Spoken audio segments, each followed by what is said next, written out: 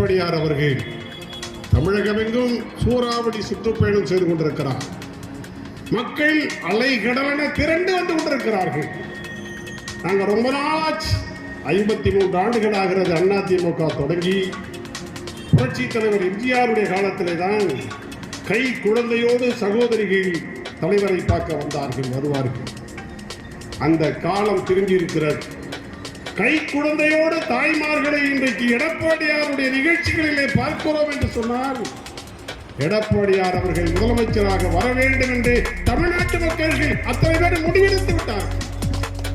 எடப்பாடியார் முதலமைச்சராக வந்துவிடக் கூடாது என்று சில தருதலைகள் ஏதோ பேசிக் கொண்டிருக்கிறது, ஏதேதோ செய்து கொண்டிருக்கிறது.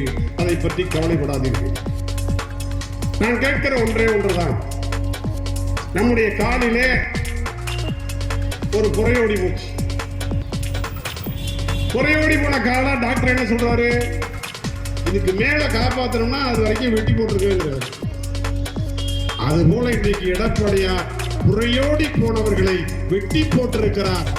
அது சரியான தீர்வு, சரியான மருத்துவம், சரியான அரசியல் பாதை, எடப்பாடியாருடைய பாதை.